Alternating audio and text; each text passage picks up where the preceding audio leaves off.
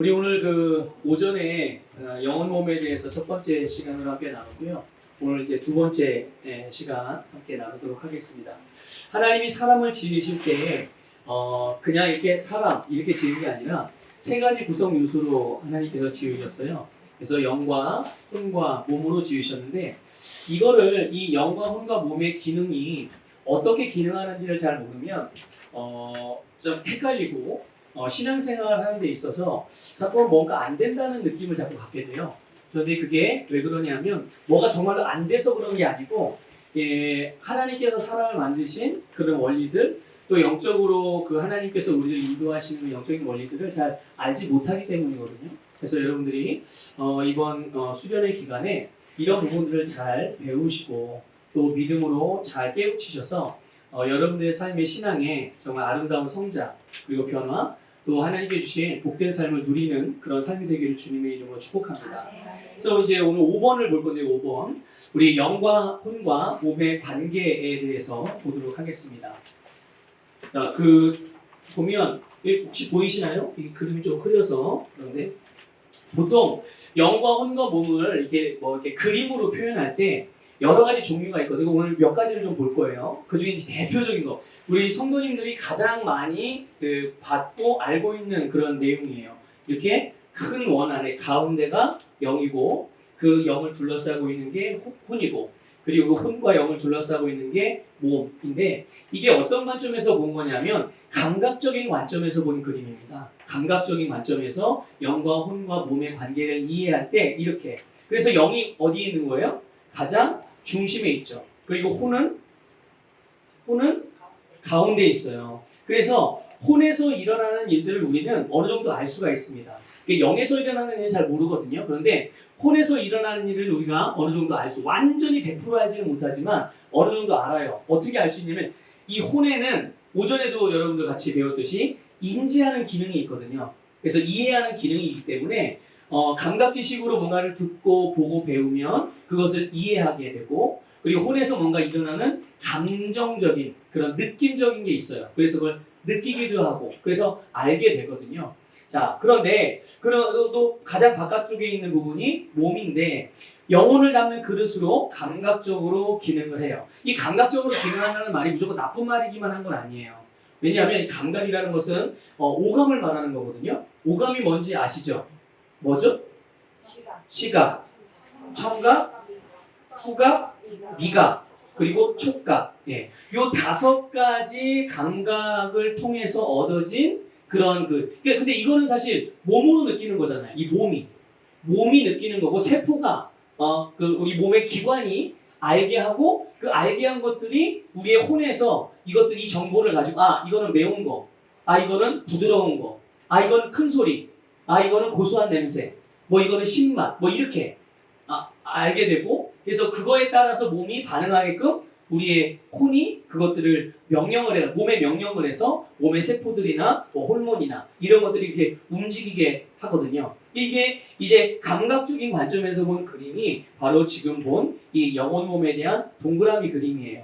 그 다음에 접근성의 관점에서 본 그림이 있습니다. 두 번째로 접근성. 그래서 이거는 이제 왼쪽에서 오른쪽으로 화살표가 되어 있잖아요. 출발점이 어디서 시작되는 거예요? 네, 0에서 시작돼서 혼을 통과해서 몸으로 이렇게 가는 거예요. 그러니까 혼은 위치가 어느 위치죠? 가운데 위치. 그래서 여러분 우리나라 옛날에 요즘에는 이제 요즘 우리 친구들은 이런 표현을 쓰지 않는데 깍두기라는 표현 혹시 아시나요? 깍두기라는 표현. 네. 그래서 우리가 이제 게임을 하고 친구들하고 놀 때 보면 홀수가 되면 짝수가 되면 괜찮거든요. 양쪽으로 나눠서 편을 먹고서 이렇게 놀아야 되는데 홀수가 되면은 한 사람이 남아요. 한 사람이 남으면 이렇게 보다가 조금 약한 것 같은 팀에다가 이렇게 붙여주죠. 그 사람을 깍두기라고 그러거든요. 깍두기. 근데 혼이 꼭 그런 역할을 하는 거예요. 혼이. 그래서 혼은 사실 색깔로 표현하면 무채색이에요. 그래서 만약에 혼에다가 내가 검은색을 입히면 혼은 어떻게 기능할까요? 자기가 검은색인 줄 알아요. 그래서 검은색으로 자기를 나타냅니다. 근데 혼에다가 만약에 노란색을 입히면 어떻게 될까요? 검은색이었다가도 거기다가 검은색을 지우고 노란색을 입히면 이 혼은 자기가 노란색으로 인지를 해가지고 노란색으로 기능을 해요. 그러니까 사실 혼은 이것도 아니고 저것도 아니고 이것도 되고 저것도 되고 좀 그런 깍두기 같은 역할을 하는데요. 그래서 영과 몸 사이에서 이 혼이 어느 쪽으로 더 이렇게 밀접하게 관계가 돼서 기능하느냐에 따라 가지고 우리가 영적으로도 기능할 수 있고 혼적으로도 기능할 수가 있게 되는 거죠. 그래서 예전에 우리가 신앙생활하면서 많이 들었던 말이 우리의 뭐랄까요, 자아를 막 파쇄하고 또 영적으로 깨어서 막 영적으로 기능해야 되고 영적으로 살아야 되고 막 영적으로 충만해야 되고 그러니까 성령 충만하고 은혜 충만하면 뭐든지 다 이길 것 같고 막 잘 되고 근데 영적으로 은혜가 떨어지면 뭐 이런 표현들 하잖아요. 이제 그게 이제 이런 관점에서 영과 혼과 몸을 이해하게 될 때 그렇게 표현할 수가 있는 겁니다. 그래서 영은 오전에도 그 특징에 대해서 말씀을 드렸는데 영은 직접적으로 몸에 대해서 뭔가를 지시하거나 이럴 수는 없어요. 물론 영 안에서 일어나는 성령의 역사나 하나님의 말씀의 역사로 인해서 우리 안에 역사하고 계신 성령의 기름 부음이 우리의 몸에다가 몸을 터치하고 몸을 새롭게 만들긴 하거든요. 근데 우리의 영 자체가 몸에다가 직접적으로 기능할 수가 없어요. 그래서 어떻게 그런 몸이 영을 따라서 기능할 수 있을까요? 네, 혼을 통과해야 되는 거예요. 그러니까 거듭난 내 영 안에 아까 말씀드렸죠. 우리의 영은 항상 말씀에 예만해요. 여러분 그거 아셔야 돼요. 나는 맨날 아멘만 되는 건 아닌데 라고 생각하는 것은 여러분의 거듭난 영이 그러는 게 아니에요. 아직 변화되지 않은 여러분의 사고방식의 어느 부분 때문에 그런 거지 거듭난 여러분의 영이 하나님의 말씀에 반대를 한다든지 동의하지 않는다든지 그런 게 아니거든요. 그러니까 영은 항상 하나님의 말씀에 아멘하고 예만 하는데 이것이 내 혼을 통과하면 그대로 통과하면 어떻게 될까요? 우리 몸이 그대로 반응하겠죠. 근데 사실 몸에 반응하는 거는 우리의 혼에 대해서 반응하는 거지 영에 대해서 반응하는 건 아니에요. 그러니까 우리의 혼, 우리의 정신, 우리의 생각, 우리의 사고방식, 우리의 마음이 얼마나 하나님의 말씀으로 인해서 변화되어 가느냐에 따라서 우리의 몸도 그만큼 거듭난 영을 따라서 온전하고 아름답게 기능할 수가 있게 되는 거죠. 반대로 우리가 아무리 신앙생활을 오래 하고 교회를 오래 다니고 기도를 아무리 열심히 해도 우리의 생각이 바뀌지 않았다. 변화되지 않았다. 그러면 우리의 영은 하나님의 말씀에 항상 아멘으로 응답하게 되지만 이것이 내 몸으로 나타나고 행해지고 그리고 결국 삶에서 열매로 드러나는 것은 효과적일까요? 비효과적일까요? 비효과적인 거예요. 그래서 잘 안 나타난다, 잘 안 된다. 왜 다른 사람 다 되는 것 같아? 나는 좀 이렇게 더디고 안 되는 것 같지? 그게 안 되는 게 아니라 사실은 우리의 심령에, 우리의 그 생각 가운데, 우리의 마음 가운데 변화되지 않은 부분이 있기 때문에 그게 영 안에 있는 아름다운 것들이 혼을 통과하는데 자꾸만 필터 역할을 하게 되는 거예요. 변화되지 않은 필터. 거기에 팅 부딪혀가지고 좋은 거가 못 나오고 원래 혼이 가지고 있던 변화되지 않은 그게 자꾸만 나오게 되는 이런 일들이 있는 거죠. 그래서 영에서 몸으로 나오는 모든 것은 정신적 영역을 통해야 나올 수 있다. 그래서 예를 들면 이런 거예요. 만약에 하나님께서 우리에게 환상을 보여주신 일이 있죠. 환상이 실제로 하나님으로부터 일어나는 일은 영과 혼과 몸 가운데 어디서 시작되는 일일까요? 어디에 시작되어지는 거는? 시작되는 건 영에서 시작되는 거거든요. 하나님이 영적인 분이기 때문에 하나님으로부터 오는 것들은 다 영으로부터 시작이 돼요. 그러니까 시작은 영에서부터 시작이 되지만 환상을 내가 보고 그것이 환상이고 어떤 내용이고 무엇을 의미하는지에 대한 인지를 하는 건 어디에서 하는 기능일까요? 이거는 혼에서 하는 기능인 거예요. 시작은 영에서 시작하지만 이것을 내가 알아먹을 수 있는 것은 혼에서 하는 기능인 거예요. 그래서 우리 혼적인 부분의 기능을 통해서 보기도 하고 또 그걸 느끼기도 하고 환상을 또 그 환상을 이해하고 인지하게 되는 거죠. 그러니까 이런 식으로 접근성의 관점에서 보게 되면 영으로부터 시작해서 혼을 통과해서 몸으로 이어지는 이런 방향이 있는 거예요. 자, 그 다음에 이 혼은 영의 영향을 받아서 영적일 수도 있고 몸의 감각을 따라서 육신적일 수도 있다. 이게 이제 혼의 그런 특징 중에 하나죠. 그러니까 우리는 우리의 생각과 마음을 하나님의 말씀 쪽으로 계속 집중시키면 어떻게 될까요? 우리의 몸으로 나타나는 열매들이 자연스럽게 하나님의 말씀을 통한 열매들이 나타나게 되는 거예요. 반면에 우리의 혼적인 부분, 그러니까 생각이나 마음이나 태도나 이런 부분들을 이 육신적인 일, 그러니까 세상적인 일에 자꾸만 나를 더 많은 비중을 내어주게 되면 우리의 혼이 어떻게 기능하냐면 육신적이고 세상적이고 감각적으로 기능하게 돼서 결국 우리의 삶에 나타나는 열매들은 육신의 생각 또 세상적인 그런 모습들이 나타나서 여러분 잘 아시잖아요. 영의 생각은 생명과 평안이에요. 그런데 육신의 생각은 어떻죠? 사망이에요. 그러니까 육신적으로 생각하면 죽어 이게 아니라 사망의 열매들의 결과를 낳는다는 거예요. 사망의 열매들이 어떤 게 있어요? 여러분 아는 거 대부분 다 아실 텐데 사망의 열매들이 우리의 삶에 실제로 어떻게 나타나죠? 가장 중요한 건 일단 죽음이죠. 일단 죽음. 또 사망의 열매들이 뭐가 있어요? 네, 질병도 있고 가난도 있고 갈등도 있고 여러 가지 문제적인 상황들이 있잖아요. 그러니까 사람이 하나님께서 지으신 사람이 이 땅을 살아가면서 괴로워하는 모든 문제들 그것들이 사망의 열매들이거든요. 그러니까 우리가 육신적으로 생각하고 육신적으로 반응하고 육신적으로 세상을 따라서 살아가면 그런 사망의 열매들이 우리의 삶에 계속 끊임없이 일어나게 되는 거예요. 그러니까 하나님은 우리가 그렇게 살기를 원하지 않으시는 거죠. 그래서 우리로 하여금 영적으로 살아갈 수 있게 하셔서 영적으로 우리가 우리의 혼을 그쪽으로 기울이기 시작하면 그러면 주님께서 말씀하신 대로 생명과 평안의 일들이 우리의 삶에서 열매로 나타나게 돼서 자연스럽게 승리의 삶을 살아가게 되는 줄 믿습니다. 그래서 우리는 영은 완전히 새로워졌어도 혼을 통해서만 몸에 영향을 미칠 수 있기 때문에 내 혼적인 부분들이 얼마나 변화되는지에 따라서 우리의 영 안에 있는 그 모든 아름다운 것들이 그만큼 흘러나올 수가 있는 거예요. 자, 옆에 계신 분들 좀 보세요. 좋은 것을 많이 흘려보내십시오. 얘기해 주세요. 네, 맞습니다. 여러분 안에 좋은 것이 있어요. 선한 것이 있어요. 그래서 여러분 이거를 말해 주셔야 돼요. 여러분 셀 모임하고 또 믿음의 오늘도 이제 2박 3일 동안 여러분 우리 수련회 하면서 서로 많은 대화들을 나누고 교제들을 할 거예요. 그러면 이럴 때 그 여러분과 교제를 나누는 그분들에게 있는 그 속에 있는 아름다고 선한 것들이 있다는 것들을 계속 알려주세요. 말씀해 주시고 서로 그렇게 할 때 그것이 바로 믿음의 교제이고요. 믿음의 교제는 우리로 하여금 우리 안에서 역사하신 하나님의 역사하심과 내가 믿음으로 살아가는 일을 더 효과적이게 만들어요.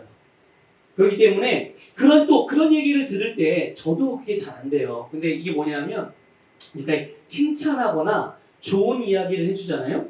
그러면 이게 막 오글거려가지고 견딜 수가 없어요. 아니에요 이렇게 표현을 하게 되는데요. 그러면 안 되거든요 사실. 그러니까 칭찬해주고 격려해주고 나에 대해서 좋은 말을 해주는 것을 겸손하게 아멘으로 받아서 그것을 감사하고 내가 그런 좋은 점이 있구나. 내가 이런 부분들을 잘하는구나. 그래서 그것들을 더 발전시키는 모습으로 가야 맞는 말인데 우리나라는 또 대대손손 유교적인 전통 아래서 또 저같이 이렇게 그 트리플 A형 같이 이런 성격에 또 뭐 MBTI 뭐 I의 스타일 기질에 이런 게 다 복합이 돼가지고 하여튼 극대형 그 A예요. 이 A 스타일, A형 스타일. 그러니까 그런 말을 들으면 견딜 수 없어서 도망가고 싶고 그 자리를 피하고 싶고 그러거든요. 그런데 그것도 사실 그렇게 할 게 아니라 그런 말을 듣고 격려를 듣고 그럴 때 그 상대방이 나에게 인사치레로 한다고 그렇게 여길 것이 아니라 그것을 감사함으로 받아서 혹시라도 내가 나에 대해서 오해하고 있거나 부정적으로 나를 바라보고 있는 부분들이 있었다면 그런 다른 사람들의 나에 대하여 격려해주고 인정하는 믿음의 말을 통해서 여러분들을 세워나가시기를 주님의 이름으로 축복합니다. 네. 자, 그 다음에 이제 또 영혼 몸에 대해서 기능적인 관점에서 본 그림이에요. 혹시 이런 그림을 보신 적 있나요? 혹시 보신 적 있어요? 여러분 신앙생활 그동안 해오면서 우리 교회 말고 다른 교회에서 신앙생활 하실 때 영혼 몸에 대해서 많이 배우시지 않았나요? 보통 많이들 배우셨을 텐데 뭐 처음 배우신 분은 그냥 지금 보시면 되고 배우시면 되고 근데 이런 그림은 사실 많이 이게 보지 못했을 거예요. 근데 이게 뭐냐면 바로 우리의 영적인 위치가 어떠하냐에 따라서 조금 이게 보는 관점이 다른 거죠. 그래서 영과 혼과 몸이 동일하게 있지만 혼 위에 뭐가 있어요? 네, 수도꼭지가 있어요. 수도꼭지가 있어서 이 수도꼭지를 얼만큼 트느냐에 따라서 영 안에 있는 것들이 몸에까지 가는 거예요. 이해가 되세요? 수도꼭지를 잠그면 어떻게 되는 거예요? 여기서 걸려서 더 이상 그 다음으로 넘어가지가 않는 거죠. 그래서 혼이 바로 영에 있는 것들을 몸으로 흘려보낼 수도 있고 그 흐름을 막을 수도 있다. 그러니까 지금 이게 여러분들 이 말씀을 들으시면서 또 같이 배움이 있고자 하는 그런 내용들은 뭐냐면 영과 혼과 몸이 어떻게 기능하고 있는지, 그래서 내가 나의 영을 또 나의 혼을 나의 몸을 어떻게 다루어 가야 되고 어떻게 접근을 하고 이것들을 어떻게 아름답게 만들어 가야 되는지에 대한 부분들을 잘 배울 수 있었으면 좋겠어요. 그래서 여러분 얼마나 이 수도꼭지를 틀었느냐에 따라서 결과는 반드시 달라지게 된다. 그런데 중요한 게 있죠. 이 수도꼭지를 열고 닫는 주체가 누굴까요? 수도꼭지를 열고 닫는 거. 하나님이 열어주실까요? 아니, 하나님이 잠궈주시고? 아니에요. 이게 중요한 거예요. 수도꼭지를 열고 닫는 주체가 다른 누구도 아니라 바로 나라는 거. 그래서 만약에 혼에서 수도꼭지를 잠근 상태라면 우리가 어떻게 기능하고 있는 거라고 표현할 수 있을까요? 이 수도꼭지 내가 잠궈놨어. 영에서 혼을 통과하지 못하도록 혼에서 잠궈놓으면 몸으로 가요, 못 가요? 영적인 것들이. 못 가잖아요. 그러니까 이게 바로 닫아놓은 상태가 감각적으로 기능하는 상태인 거예요. 이걸 닫아놓고 있는 상태가 내가 계속 감각적으로만 기능하고 자꾸만 뭔가 논리적으로 생각하려고 하고 이성적으로 생각하려고 하고 세상적인 기준을 따라 자꾸 판단하고 보려고 하고 이제 이런 것들이죠. 그러니까 만약에 여러분들이 뭔가 몸에 아픔을 느껴요. 통증을 느끼는 거죠. 그리고 심지어 의사가 그렇게까지 말하는 거예요. 이제 당신은 3개월 정도만 남은 것 같습니다. 이제 가족들하고 나머지 시간들을 좀 이렇게 좋은 시간들을 가져가면서 이 세상의 삶을 좀 잘 정리를 하시는 게 좋겠습니다. 라고 말을 하는 거죠. 자, 그러면 이제 어떤 마음이 돼요? 제가 2000년도에 제가 그 병원에서 그 대장암이라고 판정을 받은 적이 있어요. 근데 진짜 TV에서 TV의 드라마나 어떤 뭐 영화나 이런 데서 그 의사를 통해서 누군가가 그 암 선고를 받고 이제 또 뭐 암 몇 기다 뭐 말기다 그럴수록 사람들이 정신을 못 차리잖아요. 그 앞에서 막 부정하고 내가 어떻게 나한테 이런 일이 막 이러면서. 그런데 진짜 앞이 캄캄해지더라고요. 제가 그 얘기를 들으니까. 그래서 야, 이게 드라마나 영화에서만 그런 게 아니라 진짜 이게 그렇게 느껴진다는 걸 알았어요. 그렇게. 근데 저는 다른 것보다도 제가 이제 그 부모님 밑에서 자라지 않고 할머니와 고모님들 밑에서 자랐단 말이에요. 근데 너무 좀 뭐 억울하다고 표현하기는 그렇지만 안 되겠는 거예요, 이렇게 죽기는. 왜냐하면 아니 할머니도 물론 할머니 그 당시에 돌아가셨긴 했지만 할머니가 그렇게 저를 길러주시고 고모님도 고모부님도 자기 자식들도 있는데 없는 목회하시면서 없는 가운데서 자식들 거에서 이렇게 해가지고 저를 같이 먹이시고 그러니까 그 고모님 고모부님 자녀들은 저 때문에 손해본 거예요. 어떻게 보면 자기들이 더 누릴 수 있었던 것들을 저 때문에 나눈 거잖아요. 저한테. 그러니까 이제 이런 삶을 가만히 생각해 보니까 고모님 고모부님 이분들이 내 인생이 이렇게 끝나는 거를 위해서 지금까지 그렇게 고생을 하시고 하나님 앞에서 기도하시고 또 하나님 고모님은 사실 응답을 받으셔 저를 양육하신 거거든요. 고모님이 하나님으로부터 저에 대한 기도를 하실 때 내 양을 치라, 내 양을 먹이라, 내 양을 치라 이거를 음성을 들으셨어요. 그래서 제가 하나님의 양이라고 고모님이 너를 내가 꼭 케어를 해야 된다고 하나님 말씀하셔서 그래서 제가 고모님 밑에 자란 거거든요. 근데 그런 제가 갑자기 이게 그냥 꽃도 못 피워보고 주님께 제대로 쓰임도 못 받고 그렇게 그냥 생을 마감한다면 이게 너무 그런 거예요. 그래서 다른 거 다 제쳐놓고 우리 고모부님 고모님들 그리고 이제 할머니 뭐 돌아가셨죠. 어쨌든 할머니의 사랑을 받고 자랐고, 그러니 하나님 한 번만 더 기회를 주세요. 이제 그렇게 기도를 한 거예요. 게다가 그때 이제 지금의 사모님과 교제를 하고 있었단 말이에요. 그래서 막 그 병원에서 막 이제 뭐 이렇게 안 좋은 얘기 할 때 저를 떠나지 않고 버리지 않고 끝까지 제 옆에서 제가 막 응급실 실려가면 막 와가지고 간호하고, 그래가지고 실제로 저희 학교에 소문이 났어요. 학교에 제가 그때 학교에서 있는 동아리 선교단의 찬양 인도자였어요.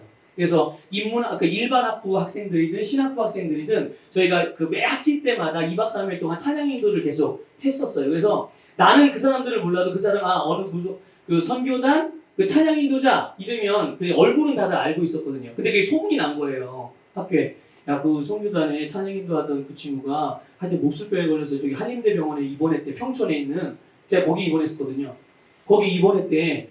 그런데 그 친구하고 거기 뭐 이렇게 같은 동아리에 무슨 어떤 자매하고 같이 교제를 한다는데, 그 자매가 그 뭐 몹쓸병 걸렸는데도 그 헤어지지 않고 계속 막 그냥 연료분을 세워줘야 된다고 막 그런 소문도 그렇게 났었거든요. 그러니까 그것도 좀 하나님, 제 여자친구가 제가 그렇게 기도했거든요. 배우자 기도할 때 다른 거 다 저기 하고, 나는 하나님 제가 사랑할 수 있는 사람을 만나게 해주세요. 그 사람이 나를 사랑하는 두 번째, 일단 내가 사랑하는 사람을 만나게 해주세요. 그렇게 기도를 했어요. 그래서 만난 게 사모님이거든요. 어쨌든 그래서 만났는데 병이 걸려가지고 뭐 결혼도 못할 그런 상황이 되면 안 되잖아요. 그래서 그 두 가지, 저를 키워준 고모님과 고모님 또 할머니를 위해서, 또 사랑하는 또 여자친구를 위해서 하나님 한 번만 기회를 주세요. 한 번만. 이제 그래서 어쨌든 하나님이 이래저래 여러 가지 방법들을 통해서 그렇게 치유해 주시고, 그렇게 해서 뭐 지금의 제가 있는 건데, 어쨌든 의사가 그렇게 당신은 지금 몸에 통증도 있고 아픔도 있고 이 병에 대한 그런 데이터가 지금 저한테 있고, 그래서 당신은 이제 이렇게 됩니다. 저렇게 됩니다. 지금 당신은 이런 상태입니다라고 얘기할 때 여러분들은 어떻게 반응하시나요? 의사들이 여러분들에 대해서 그렇게 얘기해요. 여러분들 매년마다 건강검진 하잖아요. 최소한 2년에 한 번은 하시잖아요. 그렇죠? 2년에 한 번은 나라에서 의료공단에서 해주는. 근데 그런 검진을 통해서 병원에서 말해주면 그냥 뭐 그냥 일반적인 거 그냥 넘어가잖아요. 별 신경도 안 쓰잖아요. 그런데 심각한 질병에 대한 부분들을 들으면 대부분은 덜컥하거든요. 근데 덜컥할 수 있거든요. 그런데 거기에서 계속 머물러서 덜컥한 상태로 계속 가는 게 감각적으로 일어나는 거예요. 의사가 어떻게 말했든, 데이터가 어떻게 나왔든, 그리고 내 몸에서 어떻게 느끼고 있든 하나님의 말씀이 나에게 뭐라고 말하고 있는가? 예수님이 나를 위해서 어떤 일을 행하셨는가?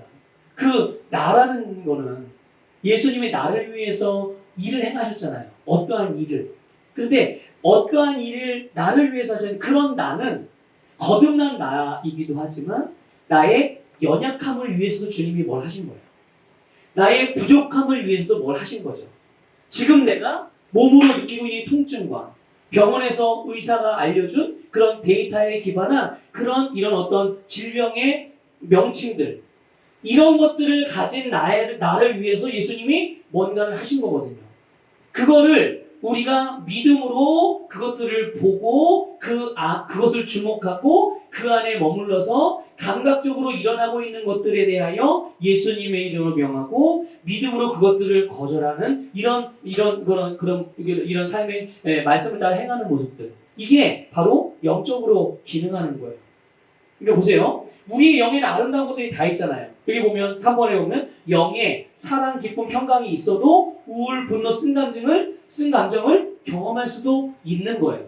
왜냐하면 영에 있는 것들을 수도꼭지를 잠가놓고 계속 놔두면 영에는 그대로 있는데 이게 밖으로 나오지 못해서 혼에 있는 것들만 가지고서 계속 느끼고 그렇게 인지하고 그게 경험하는 거죠. 근데 여러분 계속 들어서 아시듯이 우리가 혼에서 느끼는 그런 감각들과 느낌이나 감정이나 이런 것들은 다 보이고 듣고 감각으로 이게 몸으로 뭔가를 정보를 수집해서 얻게 되어진 결론으로 우리의 그 느낌이 있는 거거든요. 감정이. 그러니까 만약에 누군가가 나에게 소리를 빽지르고 욕을 했어요. 그러면 나는 그거를 듣고 나에게 그렇게 행한 사람의 목소리를 들었고 그 사람의 표정을 봤고 그래서 내 폰에서는 그것들을 가지고 이제 어떻게 반응할지를 이제 막 정보를 수집해서 내 감각에다가 명령을 내릴 거 아니겠어요. 자, 분노해라. 너도 큰 소리를 내라. 너도 화를 내라. 네 목소리가 더 커야 저 사람을 이기는 거다. 뭐 이런 식으로 막 뭔가를 지령을 내리는 거예요. 지시를. 응? 지시를 내리는 거예요. 요렇게만 기능하면 아무리 우리의 영 안에 이렇게 기쁨과 사랑과 평강이 있어도 실제로 내가 경험하는 거는 우울과 분노와 쓴감정일 수 있다는 거죠. 그런데 만일 그런 것들이 일어날 수 있음에도 불구하고 내 혼에서 이 수도꼭지를 풀어서 영에 있는 아름다운 것들을 흘려보내면 영에 있는 좋은 것들이 이 혼에서 일어나는 감각적인 지식을 통해서 반응해서 결론을 내린 그 부정적인 감정들과 부정적인 일들을 밀어내서 결국은 우리가 육신을 따라 반응하는 것이 아니라 하나님께서 우리 영 안에 있는 것들을 우리의 삶에 풀어내는 이런 아름다운 일들이 일어나게 된다는 것을 믿으시길 바랍니다. 우리 4번 같이 읽어볼까요? 시작! 혼이 영과 일치한다면 우리 안에 있는 하나님의 생명이 우리의 몸에 나타날 것이다. 아멘. 우리 하나님의 생명이 우리 안에서 행하는 일들이 뭡니까? 그 가로 안에 있죠. 치유와 기름 부음과 승리와 기쁨 등등. 이 아름다운 것들이 우리의 삶에서. 근데 로마서 8장 11절 읽어볼까요? 시작. 예수를 죽은 자들로부터 살리신 분의 영이 너희 안에 거하시며 그리스도를 죽은 자들로부터 살리신 분이 너희 안에 거하시는 그분의 영으로 인하여 너희 죽을 몸도 살리시리라. 아멘. 자, 여러분 안에 계신 하나님의 영이 어떻게 일하시는 분이냐면 그 하나님의 영이, 동일하신 영이 예수님을 모든 죽은 자들 가운데 살리신 영이에요. 믿습니까? 동일한 그 영이 여러분의 죽을 몸도 살리신다고 말씀하시고 있어요. 여러분 이것을 믿으셔서 실제로 여러분의 영 안에 여러분과 함께 살고 있는 그 부활의 영이며 하나님의 영이신 성령의 도우심으로 여러분의 몸을 아름답게 또 건강하게 신성한 건강을 누리는 그런 여러분이 되시길 축복합니다. 거듭난 영은 완전하게 새로워졌지만 혼을 통해서만 몸에 영향을 미칠 수 있다. 그래서 우리가 이런 영적인 원리를 정확하게 알고 우리의 마음이나 또 우리의 생각이 변화돼서 말씀과 같이 기능할 수 있도록 여러분의 몸과 또 몸을 통해 살아가는 삶에 아름다고 선한 열매를 맺을 수가 있게 되는 거죠. 자, 이제 6번을 보면 거듭난 새로운 피조물인 나의 영과 혼과 몸에 대해서 볼 건데요. 고린도서 5장 17절 읽겠습니다. 시작. 그러므로 누구든지 그리스도 안에 있으면 새로운 피조물이라. 옛 것들은 지나갔으니 보라 모든 것이 새롭게 되었도다. 아멘. 지금 여러분들이 읽는 여기 그 교재 그 핸드북과 화면에 나와 있는 이 성경은요, 한글 킹제임스 버전이에요. 그래서 우리가 기존에 보고 있는 한글 개혁 성경하고 조금 다를 수가 있으니까, 개혁 개정 성경하고 다를 수가 있으니까 그런 부분 좀 이해해 주시면 되겠습니다. 자, 여기 고린도서 5장 17절 말씀을 보니까 나의 영은 완전하게 새롭게 다시 태어났다. 오전에도 여러분 말씀드렸듯이 적어도 그리스도인은 3분의 1은 완전하다. 이것을 꼭 기억하시고 잊어버리지 마십시오. 아, 그래 내가 많은 부족한 점이 있지만 그래도 3분의 1은 완전하구나. 완벽하구나. 이것을 항상 기억하시고 인식하시면서 거기에서부터 시작하십시오. 만약에 내가 부정적인 감정이 들거나 내가 나를 바라볼 때 자꾸만 내가 나를 바라보는 그 자상이 별로 건전해 보이지 않고 자꾸만 연약해 보이고 부족해 보인다. 그럴 때 빨리 그럼 내 거듭난 영은 이걸 빨리 생각해 하셔야 돼요. 나의 영은 완벽한데 그럼 여기에서부터 시작을 해야 되겠다. 그래서 내가 지금 부족하다고 여기거나 부정적으로 생각하고 있는 나의 모습에 대하여 완전한 내 안에 있는 것들을 가지고 이것들을 새롭게 거기에다 흘려보내시는 거예요. 이거를 막 고치려고 애쓰실 필요도 없어요. 내가 막 억지로 노력할 필요가 없어요. 내 거듭난 내 영 안에 있는 아름다운 것들을 말씀을 통해 지속적으로 묵상하고 바라보면서 내 안에 뭘 가지고 있는지를 보게 되면 자연스럽게 내가 그렇게 행동하고 그렇게 선택하고 그렇게 행할 수 있게 되어지는 거예요. 그게 성령님이 하시는 일입니다. 성령님이 내가 막 성령님께 막 억지로 뭔가를 막 동의하고 나를 막 억지로 맡기고 이래야만 성령이 역사하시는 게 아니라 성령님은 하나님의 말씀을 우리에게 이루시는 이 역할이 가장 중요한 역할이에요. 그렇기 때문에 우리가 말씀을 계속 들여다보고 말씀을 통해서 거듭난 내 영 안에 있는 이 완벽한 3분의 1 이것에 대해서 주시하고 묵상하게 되면 우리가 보고 있고 믿고 있고 이해하고 있고 인지하고 있고 인식하고 있는 이 하나님의 말씀이 우리에게 이루어지고 그 말씀의 능력을 힘입을 수 있도록 성령님이 역사하신단 말이에요. 그러니까 여러분들이 뭔가 애쓰고 노력하기 이전에 먼저 성령님이 우리가 그렇게 될 수 있도록 도우신다는 것을 믿으시고 담대하게 그리고 감사함으로 여러분들의 삶을 성령님께 내어드릴 수 있기를 주님의 이름으로 축복합니다. 그래서 바로 그리스도인의 삶, 하나님의 자녀의 삶이 바로 여기서부터 시작돼요. 나의 영은 완전히 새롭게 태어났구나. 또 두 번째 보면 나의 영은 하나님의 생명으로 하나님을 따라 의와 참된 거룩함 안에서 창조된 새 사람이 되었다라는 것. 여러분 기억하시길 바랍니다. 또 세 번째로 내가 성공적인 그리스도의 삶을 사는 필요한 모든 것은 이미 내 영 안에 다 있다. 그래서 나의 남은 생애는 그럼 이후의 생애는 그럼 어떻게 사느냐? 새롭게 하는 것과 풀어놓는 것 이 두 가지를 하는 거예요. 아직도 못 받아서 덜 받아내야 되는 그런 게 아니라 또 내가 뭔가 애쓰고 노력해서 뭔가를 획득해야 되는 게 아니라 바로 새롭게 하고 풀어놓는 것. 그럼 새롭게 하는 건 뭘 새롭게 해야 된다는 거예요? 혼과 몸, 변화되지 않은 부분들을 새롭게 만드는 거죠. 뭐를 통해서요? 말씀을 통해서 새롭게 그 풀어놓는 거는요.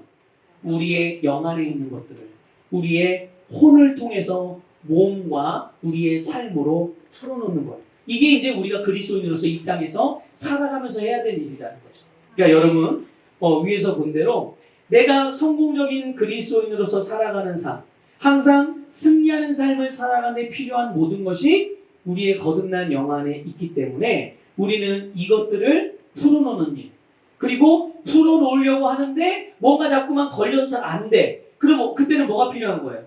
그때는 새롭게 하는 게 필요한 거죠. 우리의 변화되지 않은 사고방식들이라든지 그런 모습들, 또 우리의 육신적으로 하나님의 의를 따라서 하나님의 말씀을 따라서 기능하지 못하고 있는 우리의 삶의 어떤 습관들, 이런 부분들을 말씀으로 새롭게 하는 일들, 이런 것이 우리가 이제 이 땅에 살아가면서 해야 될 일인 줄 믿습니다. 네 번째로 나는 나의 영이 생각을 지배하게 하는 것을 배워야 한다. 영에 집중하라. 믿음으로 말씀으로 걷는 것이다. 그래서 여러분 영이 우리의 본질이라는 것을 꼭 기억하세요. 영이 우리의 본질입니다. 그래서 영인 나에게 혼을 다스릴 수 있는 권세와 능력이 있어요. 그래서 목사님 느낌이 그렇게 드는데 감정이 이렇게 되는데 아니 자꾸만 내 반응이 그렇게 어쩔 수 없이 나오는데 어떻게 해요? 어쩔 수 없다 어떻게 해요가 없는 거예요. 우리에게는. 왜냐하면 하나님이 우리에게 우리의 생각과 그러니까 우리의 혼과 몸을 다스릴 수 있는 권세를 주셨어요. 오전에도 말씀드렸듯이 우리가 항상 수많은 선택과 결단과 결정의 순간들이 있는데 그때 내가 무엇을 선택하는지에 따라서 우리의 삶의 모습도 달라지고 우리가 경험하는 결과도 달라진단 말이죠. 그러니까 하나님이 우리에게 이렇게 우리의 혼도 몸도 다스릴 수 있는 권세를 분명히 주셨음에도 불구하고 내가 자꾸만 혼적으로 선택하고 육적으로 자꾸만 선택을 하면서 이거는 어쩔 수 없는 거 아니에요? 이거는 나의 뭐가 상관없이 어쩔 수 없이 그럴 수밖에 없는 거 아닌가요? 나는 이렇게 하는 거 불가능한 게 아닌가요? 이렇게 말하겠지만 그게 아니다라는 것을 여러분 꼭 기억하시기를 주님의 축복합니다. 그래서 갈라디아서 5장 16절을 볼게요. 읽겠습니다. 시작. 내가 이것을 말하노니 성령 안에서의 말아 그리하면 너희는 육신의 정욕을 이루지 아니하리라. 아멘. 여러분 이것이요 바로 이것이 구약의 백성들과 신약 시대 이후의 백성들의 가장 큰 차이예요. 구약의 백성들은요 본인들이 아무리 애써도 이게 불가능해요. 원천적으로. 왜 불가능할까요? 왜 불가능해요? 본질적으로요. 성령 안에서 행하는 게 안 되는 거죠. 왜냐하면 그 영이 거듭나지 않았기 때문인 거예요. 하나님께서 영이 거듭나지 않은 그런 이들을 위해서 하나님이 율법을 주신 거예요.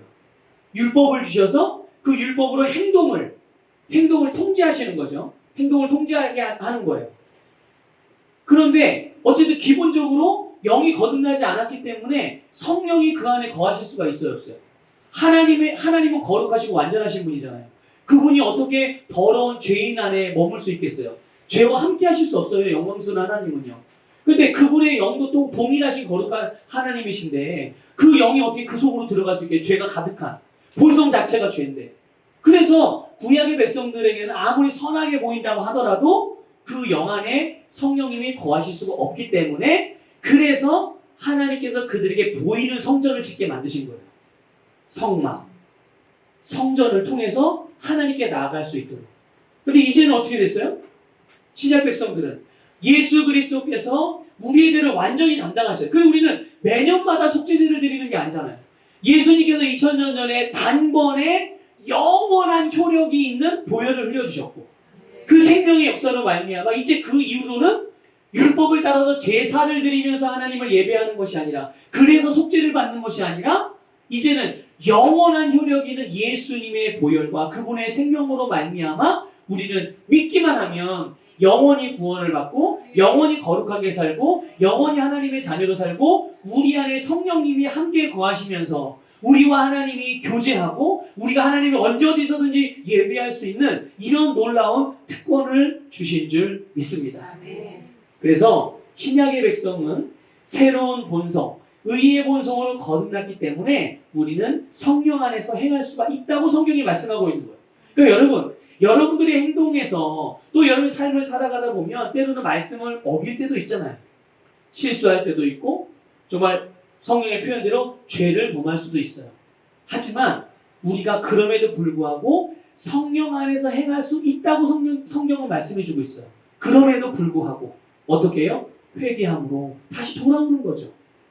여러분 우리가 범죄했다고 해서 하나님의 자녀들이 거듭난 우리가 잘못을 했다고 그래가지고 너는 이제 영생이 아니라 너는 영벌에 처하리라.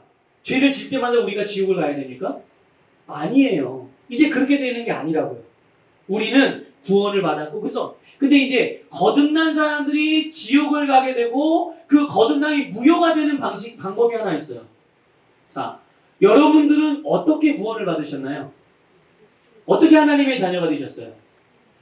예수 그리스도를 마음으로 믿고 입으로 그분을 나의 주님이라고 구원자라고 시인하고 고백하여 여러분들이 구원을 받았어요. 똑같습니다. 똑같이 여러분의 마음으로 예수 그리스도를 믿지 아니하고 여러분의 입으로 예수님을 나의 주님이 아니라 사단이 나의 주인이고 내가 나의 주인이다라고 고백하는 그 순간 주님께서 나를 위해서 행한 일이 나에게는 무효가 되는 거예요. 나에게는.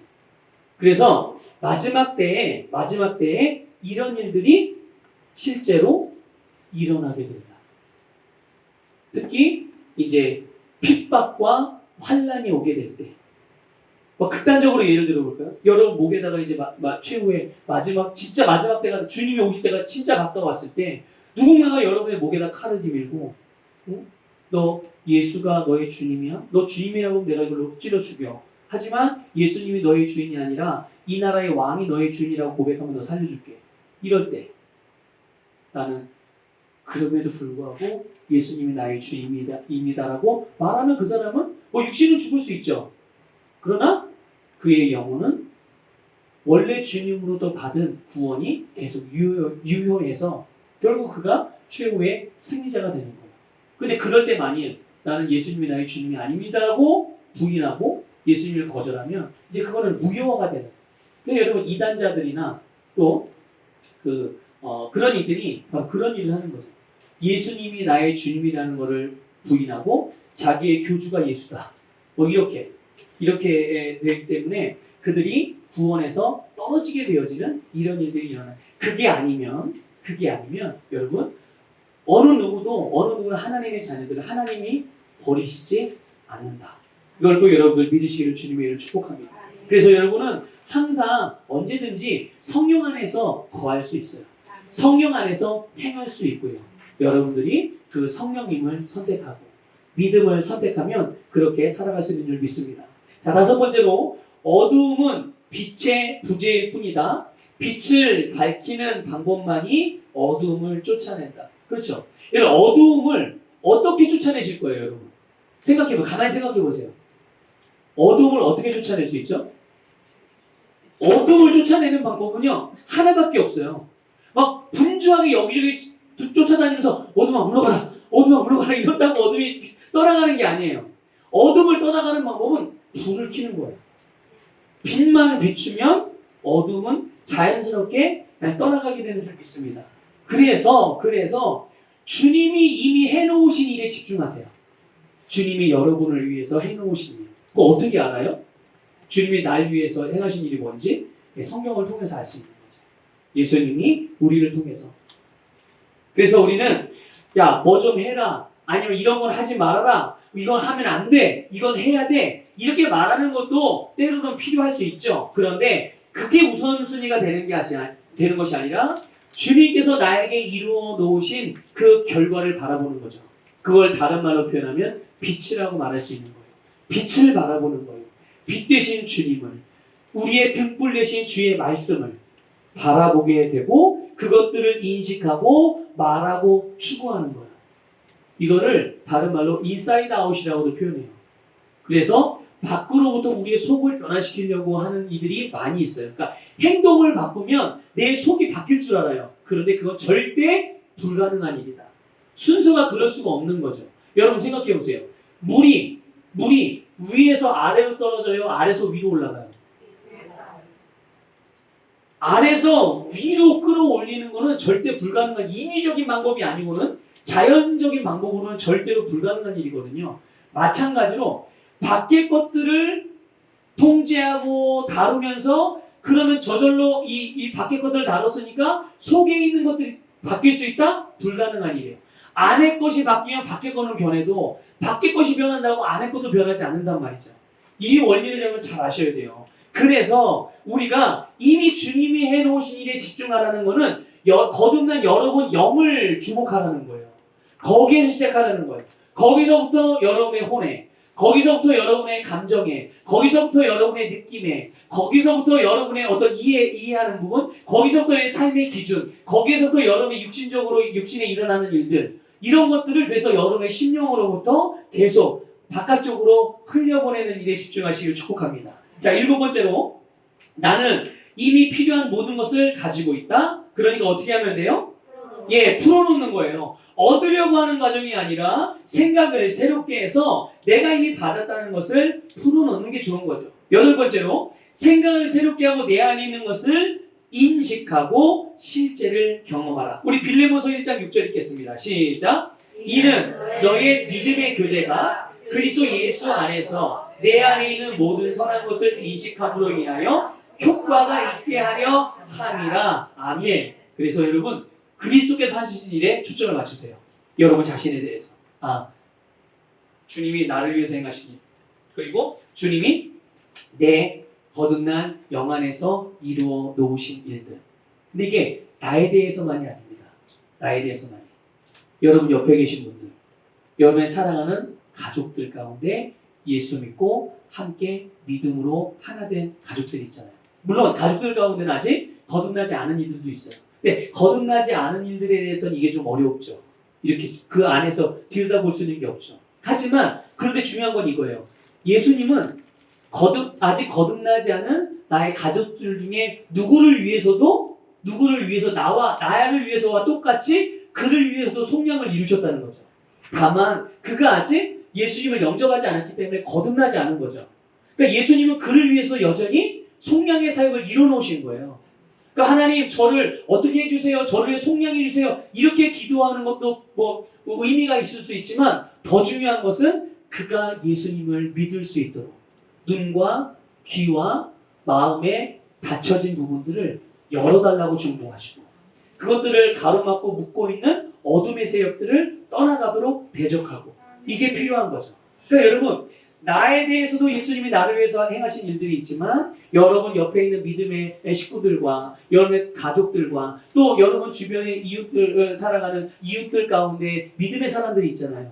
그러니까 그들 안에도 바로 주님이 하신 일이 있으니 그들이 겉모양으로 또 말로 뭘 어떻게 하든 간에 그 속에 있는 것에 초점을 맞춰서 그들의 아름다운 부분들을 볼 수 있기를 축복합니다. 자, 9번째. 이것은 나의 선택에 달려있다. 그래서 환경이나 상황에 내가 순응할지, 환경과 상황에 순응하고 그걸 따라서 갈지, 이거를 선택할지, 아니면 이것들을 내가 변화를 시킬 것인지.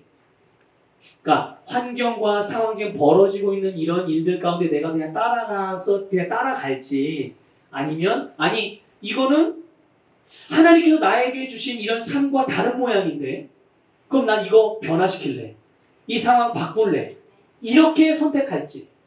여러분에서 여러분의 선택에 달려있는 거예요. 자꾸만 불평하고 원망하고 낙심하고 좌절하고 이제 아예 그만 포기하고 이게 이렇게 할지, 아니지. 주님이 나에게 주신 삶은 이런 게 아니니까 나는 그 삶을 계속 보고 있고 나는 그 안에서 살고 있기 때문에 난 이거를 내가 원하는 방향으로 바꿀 거야. 그래서 변화와 변혁과 그래서 아름답게 다스리는 이것을 선택할지 여러분은 선택할 수 있고 선택하면 그 결과를 보게 될 줄 믿습니다. 로마서 8장 6절 읽겠습니다. 시작. 육신적으로 생각하는 것은 사망이나 영적으로 생각하는 것은 생명과 화평이니라. 자, 육신적으로 생각하는 것은 감각 또는 자연적으로 기능하기로 선택하는 거예요. 그러면 어떻게 된다고요? 사망. 그러니까 자연적인 영역의 법칙인 이 사망의 원리로 내가 들어가는 거예요. 그러니까 여러분 자연적인 법칙이 뭡니까? 사람이 나이가 들고 늙으면 어떻게 되는 거예요? 점점 노쇠하고 죽는, 이게 자연적인 법칙이죠. 자연적인 법칙의 끝이 뭘까요? 자연적인 법칙 안에서 돌아가다가 마지막은 어떻게 돼요? 죽는 거가 자연적인 법칙에 돌아가는 원리죠. 그런데 영적으로 생각하는 건 뭐죠? 영적인 것은 생명의 법칙은요. 생명의 법칙은 점점점 겉사람은 나로 노쇠할 수 있고 연약해질 수 있지만 우리의 속사람은 날로 어떻게 된다고요? 새로워지는 것이 바로 생명의 원리인 거예요. 그러니까 영적인 생각은 영으로 생각한 영적인 걸 생각하면 결국은 생명의 원리가 그 평안이 우리의 삶의 열매로 나타나는. 근데 여러분 어떤 분들은 그렇게 생각하는 분들도 있어요. 내가 들어갈 때 문과 나올 때 문이 다르다고 생각을 하는 거죠. 들어갈 때 사망의 문으로 들어가요.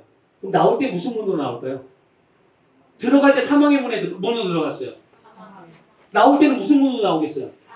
당연히 사망의 문으로 나오는 거예요. 그런데 들어가기는 사망의 문으로 들어가 놓고 나오기는 생명의 문으로 나오기를 그렇게 착각하는 분들이 있는 거죠. 그래서 선택은 육신적이고 세상적인 걸 선택하는데 이 육신적인 세상적인 것은 무슨 원리로 작동된다고요? 자연적인 사망의 법칙이 돌아가는 그런 영역이란 말이에요. 그러니까 내가 선택은 그걸로 해놓고 그 속에서 뭐 해요? 하나님께 기도하기를 하나님 나 살려주세요. 하나님 나 부자 되게 해주세요. 하나님 나 건강하게 해주세요. 나에게 축복으로 넘치게 해주세요. 이렇게 기도한단 말이죠. 그러니까 이게 가능한 일일까요? 불가능한 일일까요? 이게 가능하게 열매를 맺을 수 있어요? 맺을 수 없는 거예요. 그래서 많은 그리스도인들이 왜 나는 기도해도 안 되냐는 거예요. 근데 이런 것들을 점검해 보면 들어가는 문이 달랐던 거예요. 생명의 문으로 들어갔어야 되는데 그래야 가는 길도 생명이고 나오는 문도 생명이 되는데 들어가기는 사망의 문으로 들어가 놓고 그 사망의 길목에서 생명의 문으로 나가게 하는 거예요. 그러면 여러분 어떻게 그럼 사망의 문으로 들어간 사람은 어쩔 수 없이 사망의 문으로 나오나요? 아니에요. 사망의 문으로 들어갔다고 하더라도 그 길목에서 다시금 어떤 걸 선택하게 되는 거예요? 생명의 문으로 빨리 선택을 해야죠. 그래서 다시 생명의 문으로 들어가게 되면 결국 나오는 문이 내가 들어간 문이 생명의 문이기 때문에 나오는 문도 생명의 문으로 나올 수밖에 없다는 것이죠. 그러니까 이게 굉장히 막 내가 노력하고 애쓰고 그게 아니라 원리를 따라서 우리가 삶을 살아가게 되면 자연스럽게 하나님이 우리에게 주신 삶을 살아내고 그 열매를 보게 되는 줄 믿습니다. 그래서 우리는 어디로 들어갈지 순간순간 선택해야 되는 거예요. 여러분이 일을 할 때도, 여러분이 자녀를 양육할 때도, 여러분 부모를 섬길 때도, 또 하나님을 예배할 때도, 또 봉사하고 헌신할 때도, 직장에서 어떤 프로젝트를 감당하거나 직장에 주어진 일들을 할 때도 항상 순간순간 선택을 하는 거예요. 어떤 선택?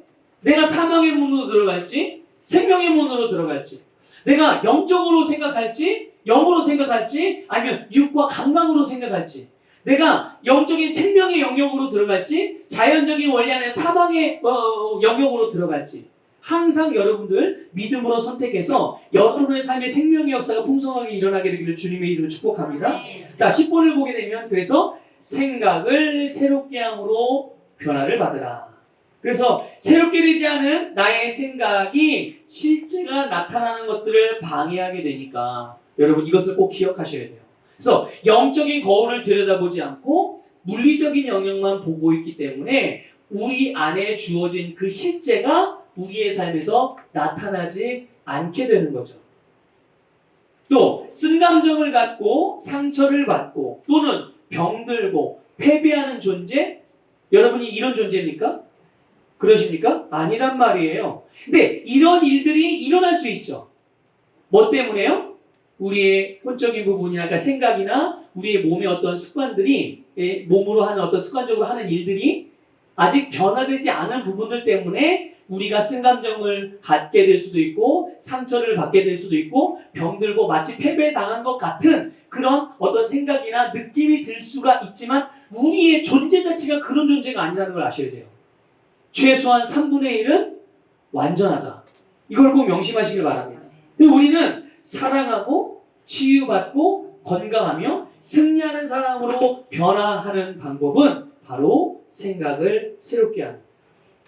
그래서 여러분의 영은 새롭게 됐잖아요. 얼마큼 새롭게 됐습니까? 여러분의 영이. 완전하게 새롭게 됐단 말이에요. 그것만큼 여러분의 생각을 새롭게 할 수 있기를 축복합니다. 그래서 내가 얼마나 새로워졌는지를 이제 거울을 통해서 봐야 되잖아요. 그럼 나는 얼마나 새로워졌을까? 거울을 통해서 보게 되면 볼 수 있습니다. 그리고 알 수가 있죠. 또 마찬가지로 아직 변화되지 않은 그런 부분들도 보일까요? 안 보일까요? 당연히 보일 수 있죠. 당연히 보일 수 있어요. 완전한 나도 보이지만 그 완전한 나를 내가 삶에서 나타나지 못하고 있는 모습들도 말씀의 거울을 통해서 보여줄 수 있어요. 그러면 그렇게 나타나지 않는 부분들에 대하여 우리가 하나님의 말씀으로 우리의 생각과 육신의 습관들을 말씀으로 합하기 시작하면 우리의 삶에서 나타나지 않고 있던 것들이 자연스럽게 아름다운 열매로 나타나게 될 수 있음을 믿으시길 바랍니다. 자, 세 번째는 승리와 생명을 경험할지 패배와 죽음을 경험할지 나의 마음, 생각, 태도에 달려있다는 거예요. 네 번째로 같이 읽어보겠습니다. 시작! 말씀의 지배를 받을 때 영의 생각으로 생명과 평안을 얻고 문제에 집중할 때 육신의 생각, 감각적인 생각으로 사망을 경험하게 된다. 그래서 우리는 항상 무엇에 집중하느냐? 문제가 아니라 육신적인 생각이 아니라 항상 영인 말씀에 집중하시기를 주님의 이름으로 축복합니다. 자, 11번째, 생명을 경험하지 못하게 하는 것은 무지와 마음의 굳어짐이다. 자, 두 가지죠. 생명을 경험하지 못하게 하는 게 뭐라고요? 무지. 그리고 또 하나는요? 마음의 굳어짐. 에베소서 4장 18절 24절 읽겠습니다. 시작. 그들 마음의 완고함 때문에 그들 안에 있는 무지를 통하여 하나님의 생명에서 멀리 떨어졌고 그들의 총명은 어두워졌으며 하나님을 따라 의와 참된 거룩함 안에서 창조된 새 사람을 입으라. 내가 모르거나 믿지 않는다면 영안의 부활의 생명을 가지고도 그 생명의 역사가 물리적인 영역에 나타나지 않을 것이다. 여러분 이것을 꼭 기억하시길 바라요. 이미 우리는 하나님께서 우리에게 주신 걸 가지고 있지만 이것을 내가 가지고 있다는 것을 모르거나 또 믿지 않으면 이것이 우리의 삶에서 주는 유익이나 효과를 맛보기가 어렵다라는 것. 여러분 그들 마음의 완고함 때문에 라는 표현이 있잖아요. 이게 뭐냐? 고집이에요.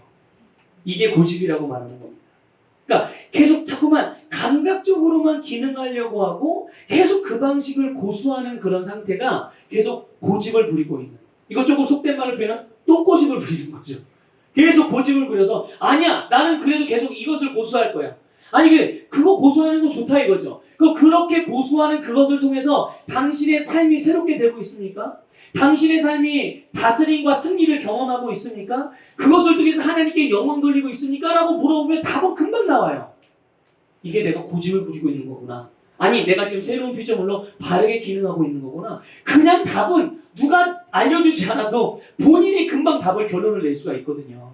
그래서 우리는 항상 우리의 마음을 겸손하고 부들부들하게 만들어서 항상 하나님의 말씀을 바르게 존중하며 받으시기를 주님의 이름으로 축복합니다. 자, 마지막으로 이제 12번째, 성령께서 나를 통하여 나타나심은 내가 영적으로 얼마나 배우고 발전하느냐에 달려있다.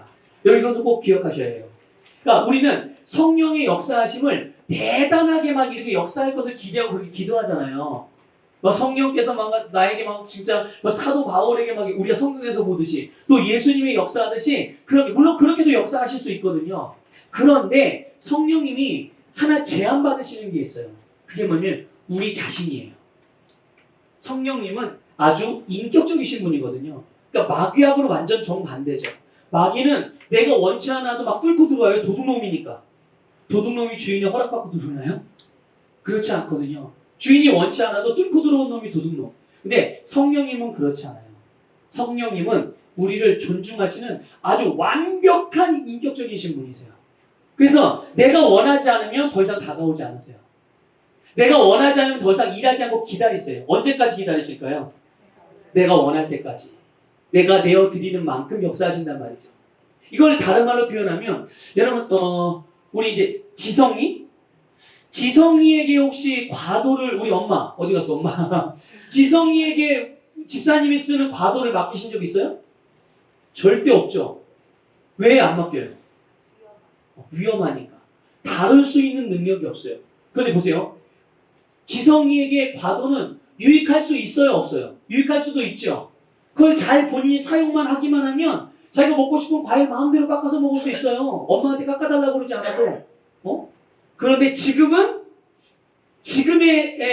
아이에게는 과도가 유익하기는커녕 그에게는 100이면 100 위험한 도구가 되는 거예요. 그래서 엄마가 대신 깎아주죠. 그렇죠? 그런데 엄마가 만약에 어디 잠깐 뭘 사러 바깥 외출했어요. 그 순간에 내가 과일을 먹고 싶어. 그럼 어떻게 해요? 못 먹는 거예요. 못 먹는 겁니다. 기다려야 돼요. 엄마가 올 때까지. 영적으로 성숙하는 게 이런 차이가 있는 거예요. 성령님은 인격적이신 분이기 때문에 우리의 영적인 수준에 맞춰서 우리가 알아먹게끔 역사하시거든요.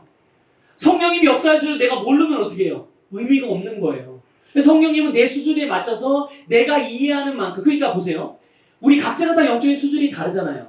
성령님이 나한테 A라는 모습으로 또 A라는 방식으로 역사하셨다고 해서 내 옆에 있는 사람은 똑같이 나와 같은 A라는 방식으로 역사하는 것이 아니라는 걸 아셔야 돼요.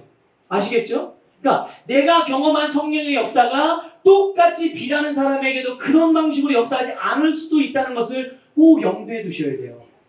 왜냐하면 영적인 수준이 다르기 때문에 그래요. 성령님은 각자에게 맞는 수준을 따라서. 근데 우리는 기대는 어떤 기대를 한다고요?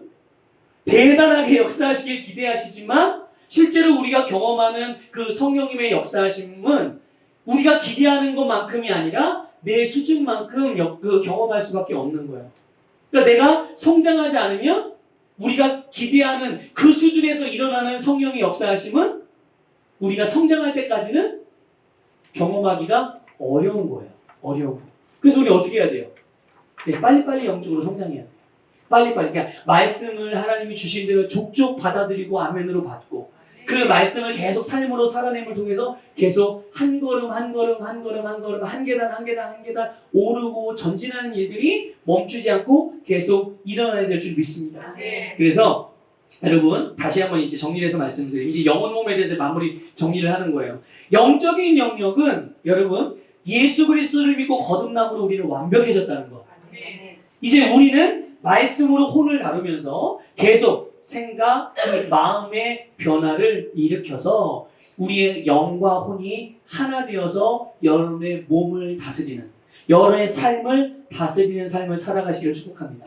이렇게 함으로 우리의 삶에 나타나는 주님의 영광이 아름답게 나타나는 그리스도인으로서의 삶을 살아가시기를 주님의 이름으로 축복합니다.